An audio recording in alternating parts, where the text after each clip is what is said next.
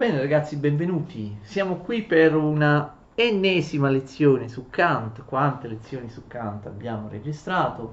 Ma questa è l'ultima, se ci va bene. Abbiamo parlato della critica della ragion pura, abbiamo parlato della critica della ragion pratica, abbiamo parlato della critica del giudizio in maniera abbastanza approfondita, anche con degli esempi, anche con delle riflessioni, delle critiche al pensiero di Kant. Però Kant non ha scritto solo le tre famose critiche, ha scritto le opere precritiche, di cui io non parlerò perché sono assolutamente inutili. Lo stesso Kant le ha ripudiate, quindi tranne forse quella in cui viene fuori l'illuminismo di Kant, i sogni di un visionario, le altre opere precritiche non sono importanti. Però attenzione, Kant ha scritto altre opere contemporaneamente, ma soprattutto dopo aver scritto le tre critiche, nell'ultima fase della sua vita. Perché questo? Perché Kant aveva già ultimato il suo pensiero critico, il suo criticismo, aveva scritto le tre famose critiche, poteva quindi occuparsi di altro, ma anche per via della rivoluzione francese, l'impatto della rivoluzione francese in tutta Europa, ovviamente era notevole e quindi la rivoluzione francese spinse un po' tutti, e anche Kant, a riflettere e a scrivere sulla storia, sui diritti naturali, sull'eguaglianza, sul contratto sociale, eh, sulla politica e così via, naturalmente. Tutti temi rilanciati dalla polemica sorta a seguito, ovviamente, degli eventi della Rivoluzione francese. Ora, sono opere, queste di Kant, dell'ultima fase della sua vita, di tipo storico, di tipo antropologico, opere che parlano della politica, opere che parlano del diritto, opere che parlano anche della religione, d'accordo? Cerchiamo di dire le cose più importanti di queste opere, tranne in alcuni casi, attenzione, io non vi citerò le opere perché sono molte, spesso molto brevi, potete andare a trovarle insomma sul libro.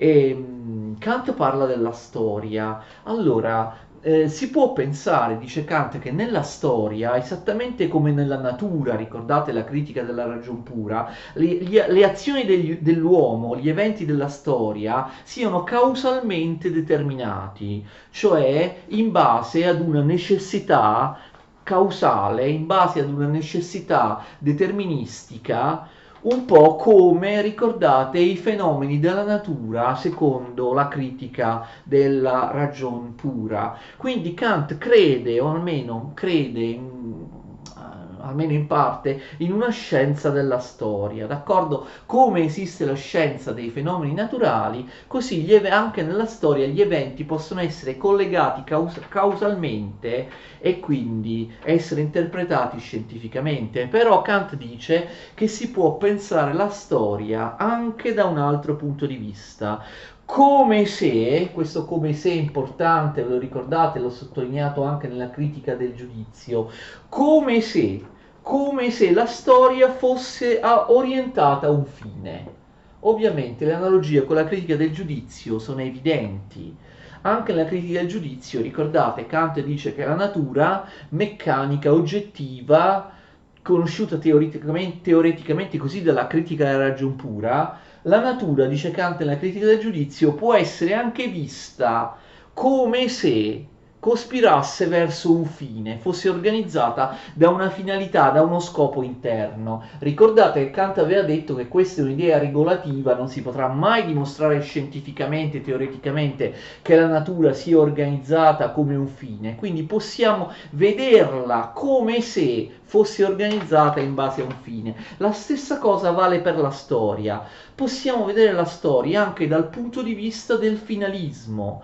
come se vi fosse una causalità finale che sta al di sopra della causalità meccanica della storia, come se la storia fosse orientata a un fine e ovviamente basata su un'idea di totalità, perché per pensare a una storia orientata a un fine devo anche pensare agli eventi storici nella loro totalità. Ovviamente idee come fine e totalità fanno parte del mondo noumenico e quindi possono essere soltanto concetti regolativi, non costitutivi. Quale può essere un filo conduttore della storia? Quale può essere, secondo Kant, il finalismo insito nella storia? Noi possiamo pensare, dice Kant, che la storia abbia un filo conduttore, sia tutta collegata per via di uno scopo, non sia solo un'aggregazione informe di azioni umane. Lo scopo della storia sarebbe un processo progressivo di sviluppo delle facoltà razionali dell'uomo, quindi la storia avrebbe questo fine, quello di pian piano, in maniera progressiva, ma in maniera, dice Kant, indefinita, la storia opererebbe nel senso di migliorare le facoltà razionali dell'uomo. Sarebbe quindi una storia che prevede uno sviluppo, un progresso delle facoltà mentali dell'uomo. Attenzione, non a livello di singoli uomini, ma a livello di specie, no? D'accordo?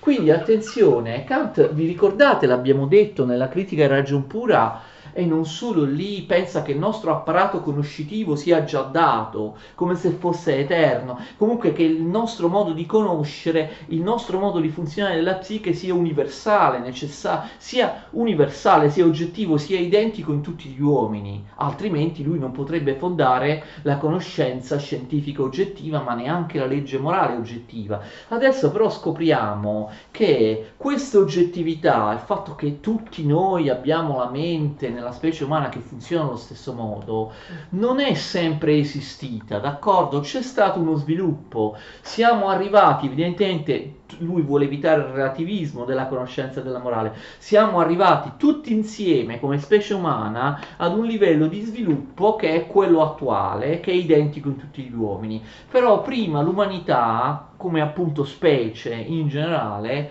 aveva delle facoltà razionali molto più rudimentali, d'accordo? Lui dice la storia umana, l'antropologia umana passa da una vita basata sull'istinto, istintiva, ad una vita di tipo razionale. Quindi vedete, l'uomo come specie, secondo Kant, non è sempre stato razionale. All'inizio, in uno stato, proprio uno stato di natura, l'uomo viveva governato dall'istinto come gli altri animali. Poi è passato ad una vita, ad uno stadio civile con la vita governata dalla ragione. E quindi tutte le caratteristiche, abbiamo visto anche trascendentali, della conoscenza, della vita morale, Kant qui parla della libertà, non esistevano allo stato di natura quando l'uomo era istintivo, era come gli animali. Per esempio, la libertà si è manifestata, si è sviluppata nell'uomo, prima non c'era. Nel corso della storia, a un certo punto, l'uomo è diventato razionale e quindi anche capace di libertà, d'accordo? A un certo punto si manifesta in lui la possibilità della libertà. Passaggio dalla vita istintiva alla vita razionale per Kant significa anche il fatto che l'uomo ha progettualità, ha consapevolezza di essere superiore agli altri animali e di poterli usare ai propri fini. Ricordate che questa è la conclusione della critica della ragion pratica, mentre prima queste cose nello stato di natura non esistevano. Lo sviluppo razionale, il passaggio alla vita civile ha fatto sì anche che l'uomo, attenzione però, sviluppasse nuovi bisogni, sviluppasse il lavoro, ma sviluppasse anche le contese, le guerre, le diseguaglianze, d'accordo? Quindi non è stato un passaggio proprio pacifico, ok? L'uscita dallo stato di natura è una fonte di pericolo, di male, di incertezza, di immoralità, cioè un processo di perfezionamento, sì, ma un perfezionamento incerto, tormentoso, che apre anche la strada al male, d'accordo? Queste idee possono sembrare simili a quelle di Rousseau, no? Rousseau diceva una volta all'origine l'uomo era buono, poi è diventato cattivo per via dello sviluppo, per via della civiltà, sono nate le guerre, le diseguaglianze, eccetera. Kant dice la stessa cosa, però attenzione, l'accordo di Kant con Rousseau da questo punto di vista è soltanto apparente perché è comunque difficile e porta dei problemi, però il passaggio dalla natura alla cultura, alla razionalità, secondo Kant, fa sì che l'uomo diventi se stesso. È vero, può scegliere il male, lo fa abitualmente, però comunque scegliere il male dipende dal fatto che l'uomo è libero, mentre lo stato di natura non lo era, e quindi è inutile rimpiangere, vagheggiare una sorta di età dell'oro, secondo Kant. L'uomo nel suo perfezionamento civile, allo stato civile, diventa lo scopo di se stesso. L'uomo capisce di essere un fine in se stesso, può pretendere di essere trattato come un fine e non come un mezzo. Quindi ricordate la seconda formulazione dell'imperativo categorico. Quindi nel perfezionamento della vita civile, nella conquistata razionalità dell'uomo, si apre anche per l'uomo la possibilità di costituire una società razionale e rispettosa, basata sulla legge morale. E quindi il male, attenzione, è oggetto di riflessione per Kant in molte opere. Il male non è qualcosa di esterno all'uomo, il male è interno alla volontà. La propensione per il male, ovviamente, è interna a quelle stesse facoltà che permettono all'uomo di comportarsi bene, cioè di esercitare la legge morale. Quindi è assurdo, per esempio, incolpare la provvidenza, il diavolo per il male, qualcosa di esterno. L'uomo è totalmente responsabile del male che compie, che viene dalla sua interiorità, d'accordo? Che viene dalla sua interiorità. Ci sono altre caratteristiche antropologiche che Kant descrive.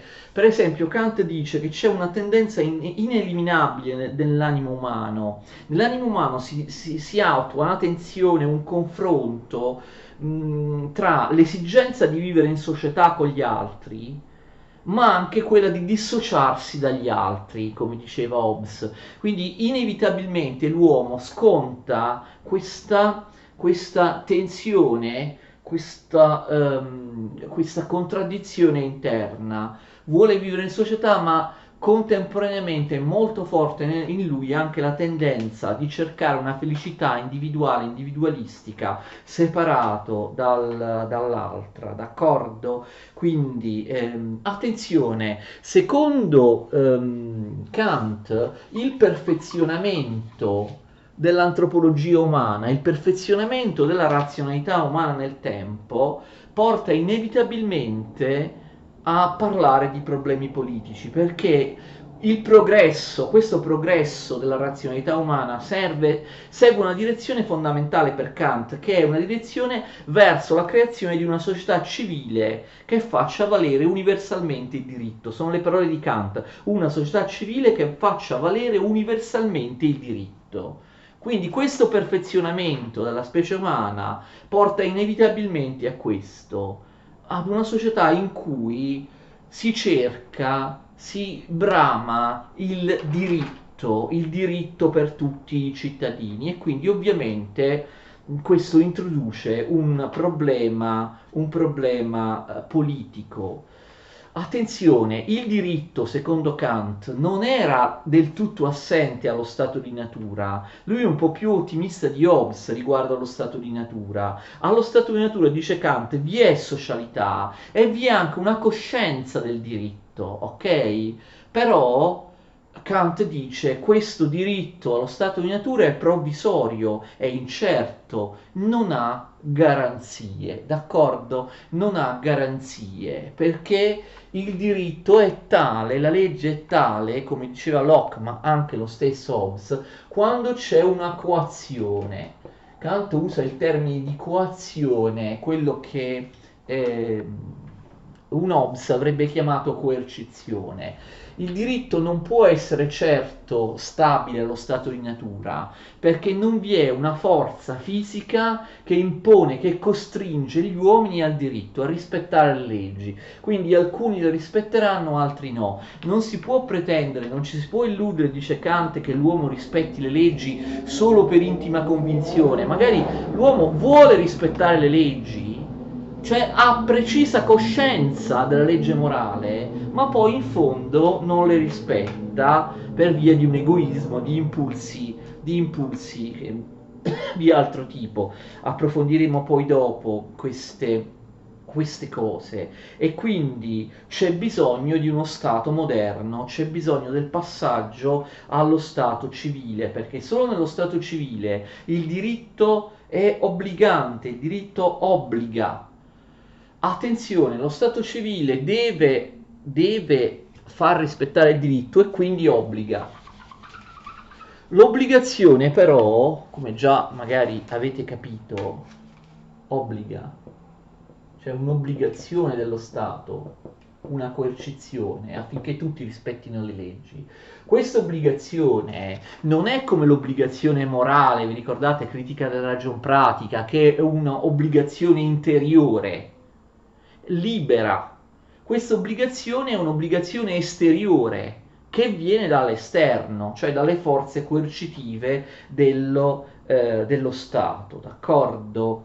E quindi attenzione, per Locke, questo è molto importante, lo Stato, cioè la legge, è qualcosa di diverso dalla morale, è anche un'origine diversa dalla morale. È vero che lo Stato, facendo rispettare le leggi, favorisce anche la vita morale, però di fatto lo Stato non istituisce e non si deve occupare della vita morale, sono due piani diversi. Lo Stato si occupa di una costrizione esterna per far rispettare le leggi, mentre la legge morale non può, come abbiamo già visto parlando della critica della ragion pratica, morale non equivale a legale. La legge morale è qualcosa che non coincide o comunque che non può essere istituita esternamente dalla legge dello Stato, da una coazione esterna. La legge morale è libera ed è una conquista dell'interiorità, del tutto autonoma rispetto agli oggetti esterni alla psiche umana. Quindi questo, attenzione, il fatto che la legge morale e la legge giuridica dello Stato non si identifichino, la legge morale e la legge dello Stato sono due cose diverse, porta a delle conclusioni molto interessanti che sono di stampo liberale, d'accordo? Cioè lo Stato non si deve occupare della morale personale, privata di un cittadino. Lo Stato non è un ente morale, d'accordo? Lo Stato non assume la sua moralità, non assume la moralità come suo fondamento. Lo Stato non ha come compito la felicità degli individui. Quindi, scusate, Kant è pienamente compatibile con un principio liberale, fondamentale per il pensiero liberale, allora come oggi, il dire no allo Stato etico. Lo Stato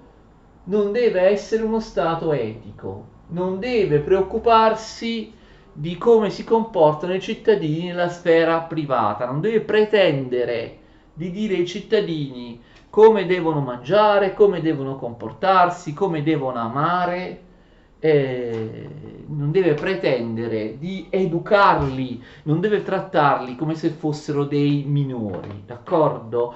Uno Stato che imponga un'etica è uno Stato paternalistico, dice Kant, ma non solo, uno Stato paternalistico è anche uno Stato dispotico. Quindi vedete c'è questa idea di Kant che è tipicamente liberale, apprezzabile dal punto di vista liberale. Altre idee liberali di Kant sono quelle economiche, Kant dice che in economia, ma in generale, ci sono interessi diversi tra gli uomini, d'accordo? Tra gli uomini, e quindi c'è antagonismo sociale.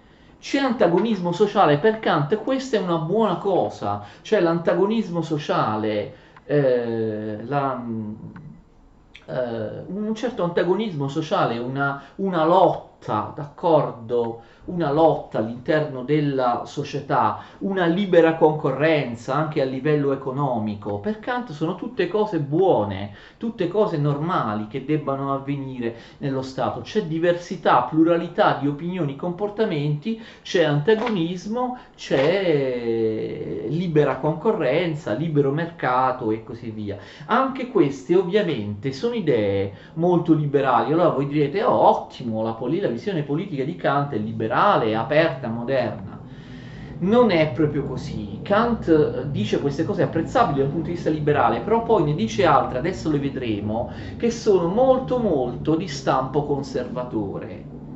Kant è uno strano impasto tra idee liberali e idee conservatrici in politica, perché da un certo punto di vista lui è integrato, diciamo, lui segue, è integrato all'interno della tendenza dell'illuminismo europeo, anzi proprio queste opere fanno vedere proprio il Kant interno alla temperie dell'illuminismo europeo. Da un altro punto di vista, però, Kant è legato alla situazione contingente, arretrata, autoritaria e provinciale della Prussia in cui lui vive e risente di questo e fotografa anche, come vedremo, questa situazione. Kant riprende anche delle espressioni di Rousseau. Ogni santa volta che Kant dice di condividere qualche idea di Rousseau in politica è sempre una presa in giro, cioè le idee di Rousseau che lui dice di condividere, che sostiene, che esprime, sono sempre idee vuote in realtà, perché per esempio lui dice che il potere legislativo può spettare solo alla volontà collettiva del popolo. Ah, questo sembra Rousseau, ma insomma anche Locke, no? Il potere legislativo spetta alla volontà collettiva del popolo. Quindi la sovranità appartiene al popolo, come diceva, non so, Locke. Oppure addirittura, secondo Rousseau, la sovranità si esercita nel popolo senza mai abbandonare il popolo come volontà generale. Non è così. Sembra Rousseau, ma non è. Quando Kant sembra Rousseau, non lo è mai. Kant è influenzato solo epidermicamente, idealmente, in maniera molto astratta da Rousseau, ma in realtà Kant non condivide nessuna delle idee politiche democratico-radicali di Rousseau. Infatti Kant dice che non c'è nessuna sovranità popolare. Ma come? Abbiamo appena detto che Kant dice che il potere legislativo, vi leggo le prove di Kant, può spettare solo la volontà collettiva del popolo. Sì, ma questo per lui non si traduce nella volontà generale di Rousseau, né nella sovranità popolare di Locke o di tanti altri liberali, non so, dei padri della rivoluzione americana e così via. Infatti Kant crede, e questo purtroppo è una doccia fredda, nella sovranità assoluta. Il suo modello politico era quello che esisteva all'epoca in Prussia, cioè quella del sovrano assoluto, e in cui tutte le libertà e i diritti promanano dalla grazia, dalla benevolenza di un sovrano assoluto che non viene limitato in maniera effettiva, non viene limitato da niente, d'accordo? Per lui le idee di Rousseau sono solo idee regolative, cioè lui dice che la sovranità popolare è, è solo il modello a cui deve ispirarsi chi esercita la sovranità. Che vuol dire che il sovrano assoluto, chi esercita la sovranità, per lui è un sovrano assoluto, deve ispirarsi alla sovranità popolare, non è che la accetta. Il sovrano assoluto per Kant è lì per eredità, d'accordo, per ereditarietà.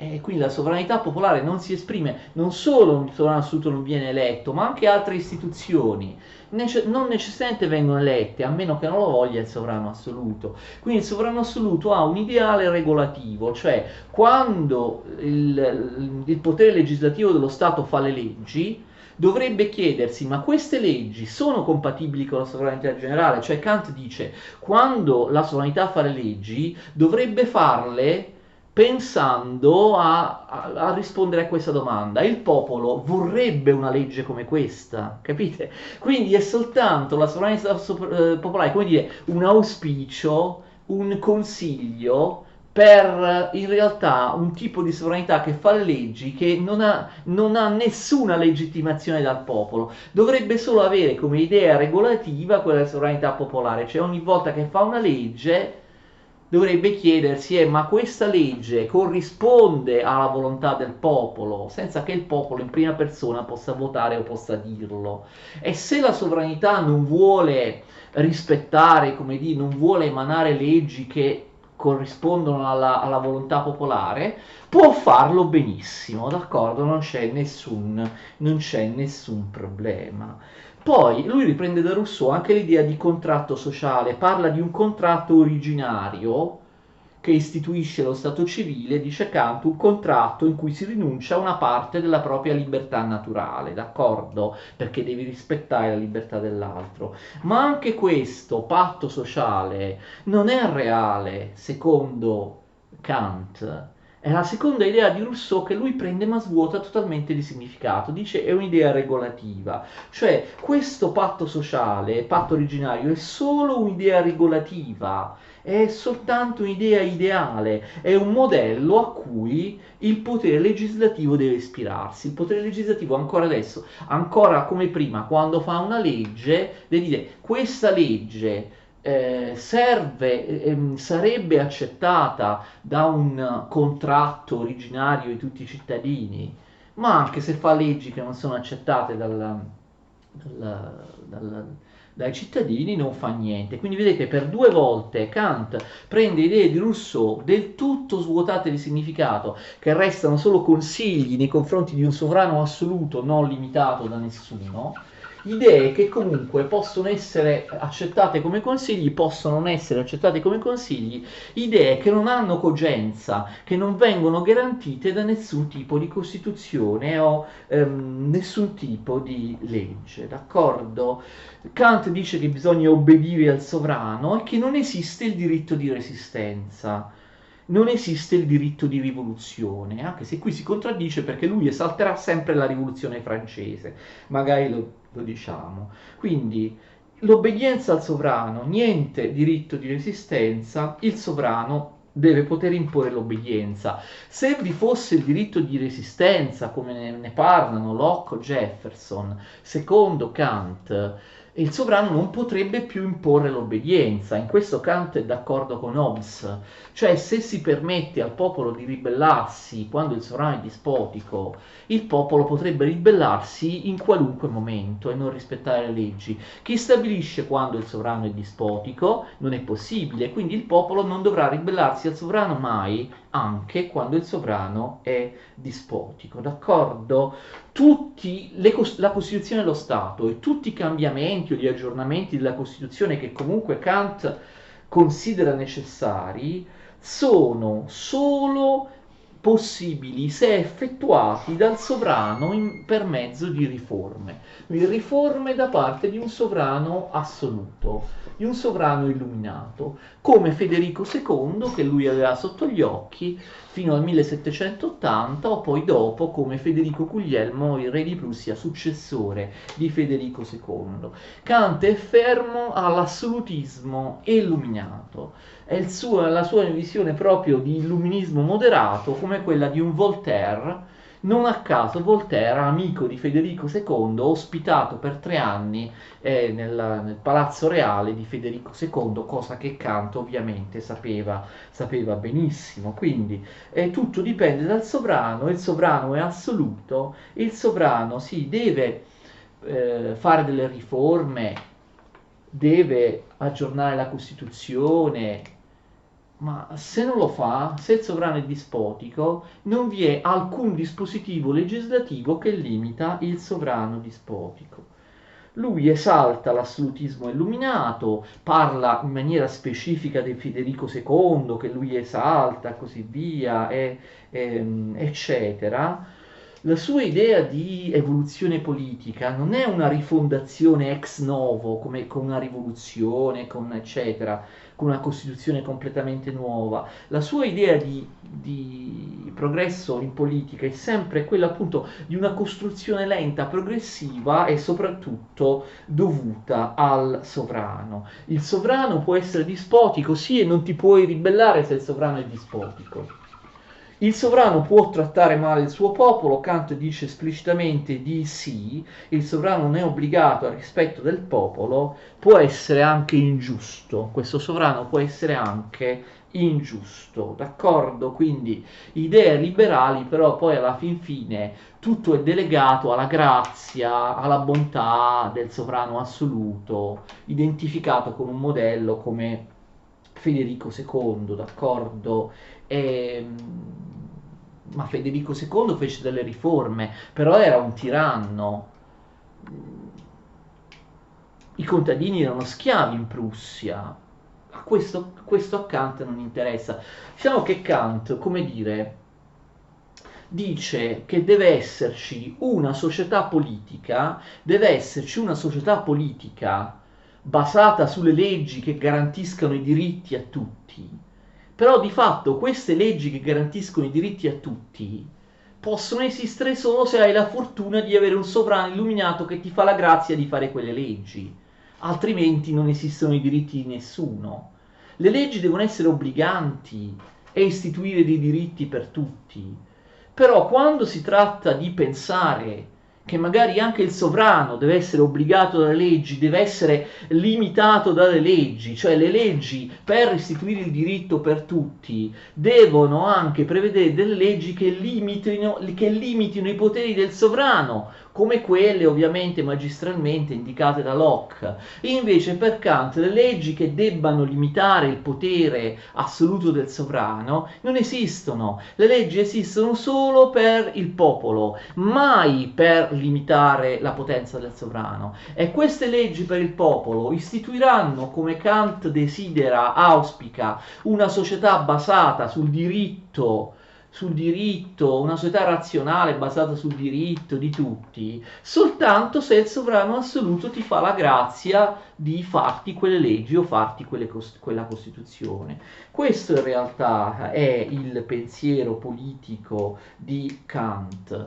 Kant, e questo è famoso, pensa comunque che vi siano degli accorgimenti che possano limitare il potere del sovrano, sempre che il sovrano ovviamente voglia essere buono e aderire a questi accorgimenti.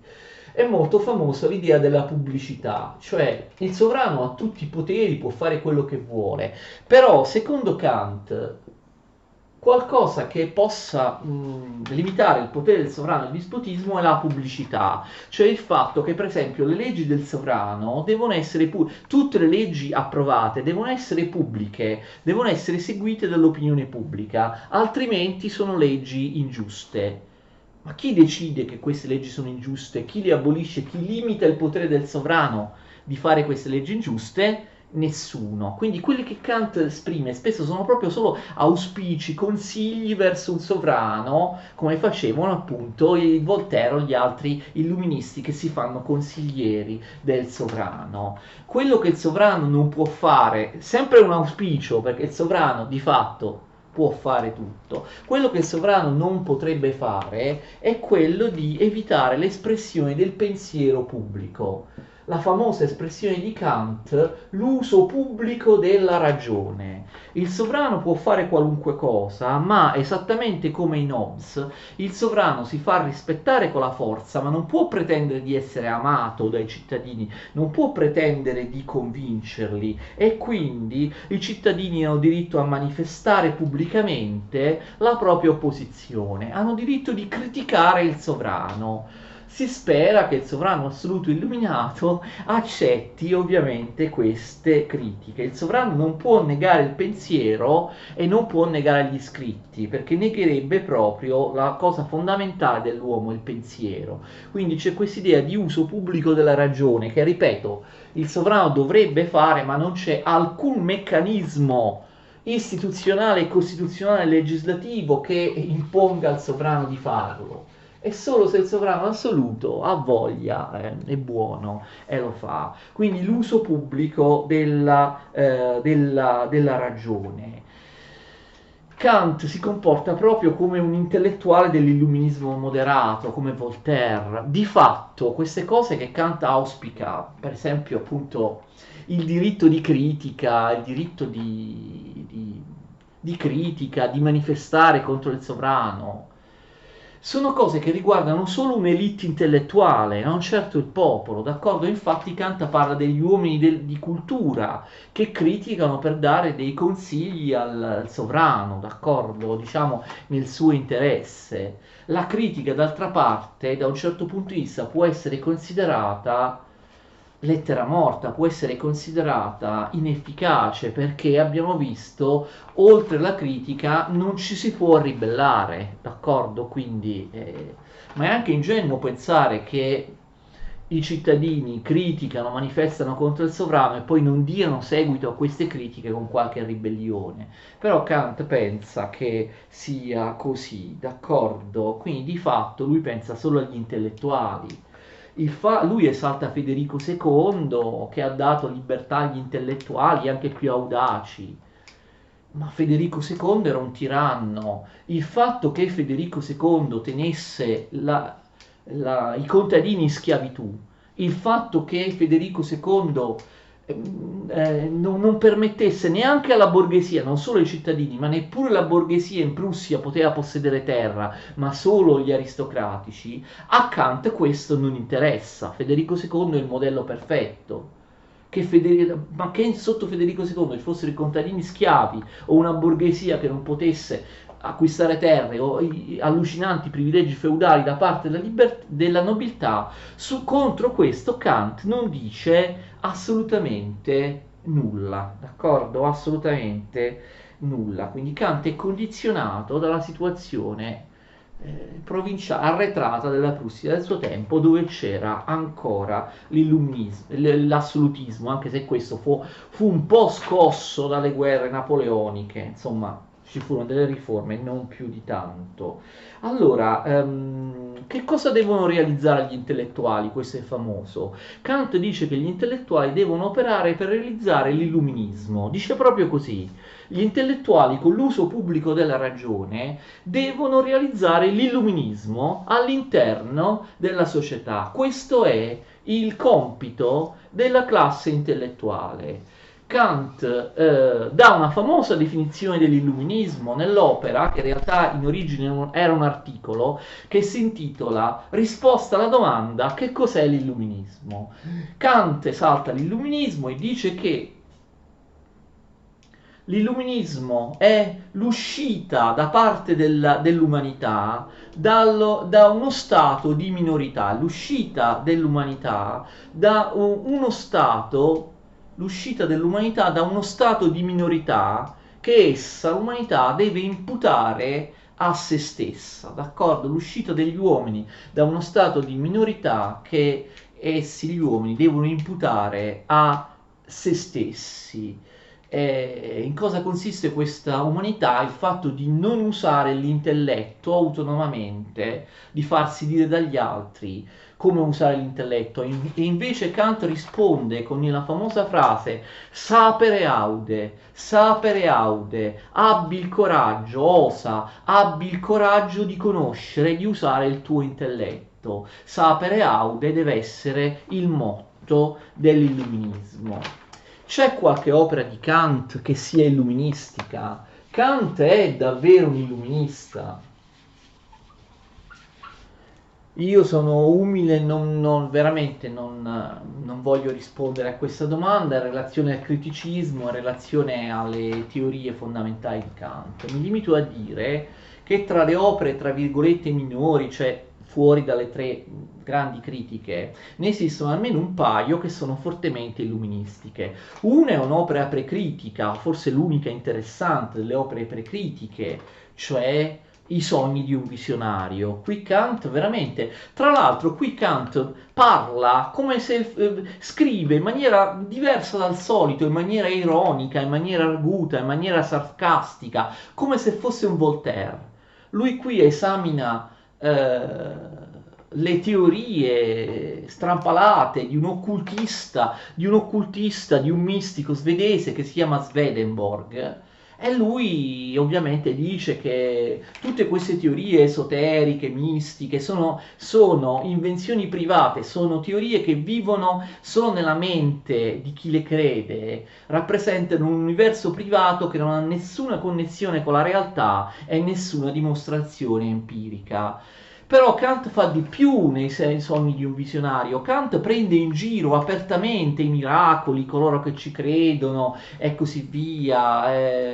Parla dell'origine, della credenza dei miracoli, facendo capire che si tratta di superstizione, di ignoranza, di allucinazioni e così via. Quindi vi è proprio una critica illuministica delle superstizioni, degli eventi cosiddetti sovrannaturali, nei sogni di un visionario. Opera precritica è sicuramente l'opera dove emerge l'illuminismo di Kant, però ovviamente ce n'è un'altra particolarmente importante, tardiva, una delle ultime opere di Kant del 1793, l'opera deistica di Kant sulla religione, la religione entro i limiti della semplice ragione. Ripeto, la religione entro i limiti della semplice ragione, in cui Kant sposa un deismo illuministico del tutto separato, del tutto autonomo dal cristianesimo. Cosa dice Kant nell'opera La religione entro i limiti della semplice ragione? Vi ricordate che già nella critica alla ragion pura, nella critica alla ragion pratica,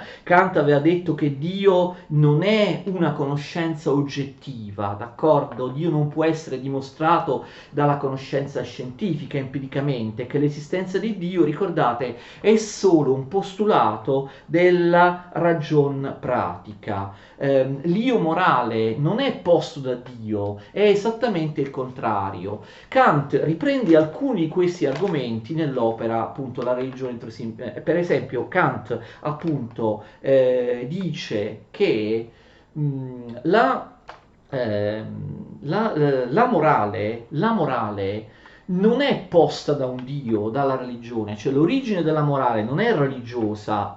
Se avete studiato la ragion pratica lo sapete. L'io morale, la legge morale non è posto da Dio, ma è esattamente il contrario. Nel momento in cui l'io, nel momento in cui si scopre interiormente la legge morale, l'oggettività della legge morale, allora si inizia a pensare come idea regolativa della necessità dell'esistenza di un Dio, ricordate, che completi con il sommo bene la pienezza della legge morale. Quindi è prima l'istituzione, la scoperta interiore della morale libera, autonoma, in base a una libera volontà, a una libera determinazione della volontà, ti fa scoprire Dio, d'accordo? Ma non il contrario, non che Dio sia all'origine della morale. Attenzione, quindi qui Kant non parla solo di religione, ma anche di morale ed esprime delle tesi piuttosto pessimistiche. Kant dice che c'è una ineliminabile inclinazione al male, quello che Kant chiama male radicale.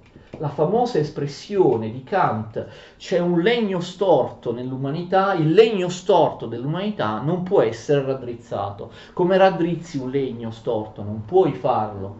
Male radicale. L'uomo tende al male. Vedete il pessimismo di Kant, il pessimismo di Kant. Il male è interno all'uomo, deriva dalla volontà, d'accordo? La tendenza al male è naturale, è ineliminabile, è una tendenza strutturale. Noi abbiamo già visto nella ragion pratica, critica della ragion pratica, che Kant sembrava dire, no, che Va bene, lui determina le condizioni a priori della legge morale. La legge morale esiste anche se nessuno la rispetta, se nessuno si conforma ad essa e si comporta moralmente. Basta che vi siano le condizioni, è dimostrato che esiste la legge morale. Kant già lì faceva capire di essere scettico sul fatto che gli uomini, anche conoscendo, anche avendo una perfetta cognizione della legge morale, poi la rispettassero. Qui Kant ribadisce quel concetto, cioè dice che gli uomini sono portati inevitabilmente al male, inevitabilmente al male, alla cattiveria, non perché non conoscano la legge morale, anzi gli uomini, pur essendo consapevoli di qual è la legge morale, non la rispettano, cioè sanno qual è la legge morale, ma intenzionalmente non la rispettano perché l'egoismo, l'amor di sé, tutta una serie di impulsi prevalgono sulla razionalità. Sapete che la legge morale deve essere rispettata in base alla razionalità, però spesso la razionalità viene sovrastata, schiacciata da impulsi, da egoismi, da quello che Kant chiama l'amor di sé, d'accordo? L'amor di sé, l'egoismo. Attenzione, la tendenza a commettere il male non deriva da una facoltà diversa rispetto a quella che ci spinge a commettere il bene. La tendenza a combattere il male è radicata nella volontà, nella libertà, cioè negli stessi due concetti, nelle stesse due strutture che sono fondamentali, che sono alla base del riconoscimento della legge morale. C'è un dato antropologico, l'uomo tende al male. Kant dice che l'origine del male è incomprensibile. Lui da questo punto di vista interpreta metaforicamente l'episodio del peccato originale, dell'intervento del demonio. Kant in quest'opera interpreta sempre metaforicamente la Bibbia. Lui dice che l'immagine del peccato originale, cioè il demonio che spinge la donna e l'uomo a prendere la mela, il frutto proibito, è una metafora del fatto che il male è incomprensibile. Cos'è il demonio? Cos'è? Non si sa, non si sa. Cioè c'è qualcosa che per lui il fatto che non è veramente il demonio, capite nella Genesi, per lui è una metafora per dire che questa origine del male è assolutamente incomprensibile. L'uomo può diventare migliore, non c'è dubbio che può diventare migliore, ma, dice Kant, non può diventare migliore per via di un intervento divino, con una grazia, con un'assistenza divina. Lui non accetta questo, che l'uomo speri in un miglioramento grazie a un intervento soprannaturale. Anzi, lui dice che questa idea è pericolosa, è un'idea pericolosa perché porta all'indolenza. Non si fa niente per migliorare se stessi perché ci si attende dall'alto, da Dio, ciò che dovremmo fare noi, d'accordo?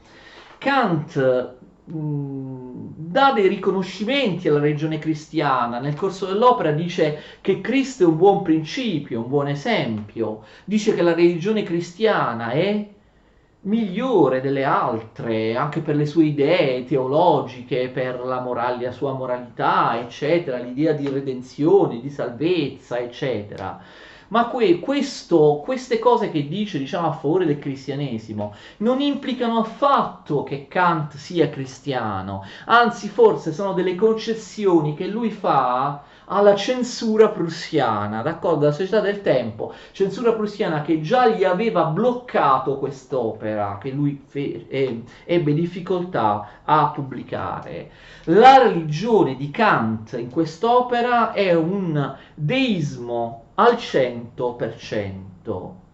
Lui dice che la vera Chiesa è una Chiesa invisibile, una Chiesa che non corrisponde a nessuna Chiesa storicamente istituita, d'accordo? È una religione invisibile, è una Chiesa invisibile che porta avanti una religione naturale da parte di persone razionali e che questa fede religiosa è una fede religiosa pura, che nulla ha a che fare con le cerimonie, con i dogmi, con le regole, con le tradizioni delle religioni rivelate, istituite.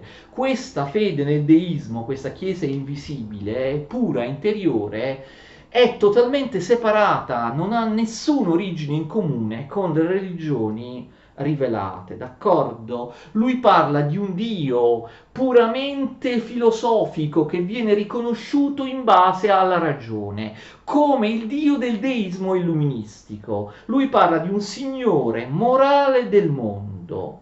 Anzi, dice che la Chiesa visibile, tutte le chiese istituite, che sono tante, la religione rivelata con i suoi dogmi, i suoi precetti, le sue regole, le sue cerimonie, il suo culto, non è altro che un veicolo, non può che essere, sì, può essere un aiuto per arrivare alla religione naturale, razionale, ma è solo un veicolo, un aiuto. Queste religioni rivelate per Kant sono false. Il cristianesimo e le altre religioni sono, sì, sono una necessità storica determinata dall'ignoranza e dalla debolezza dell'uomo. Certo, il cristianesimo e le religioni rivelate, pur essendo, pur essendo false, possono aiutare, cioè l'uomo è debole, l'uomo non è, non tutti o non sin dall'inizio l'uomo riesce a capire che la vera religione è l'idea di un Dio puramente razionale e quindi a causa della propria debolezza, diciamo, inventa, cede le religioni rivelate. Le religioni rivelate possono essere un inizio che poi però l'uomo deve abbandonare per capire che la vera religione è una religione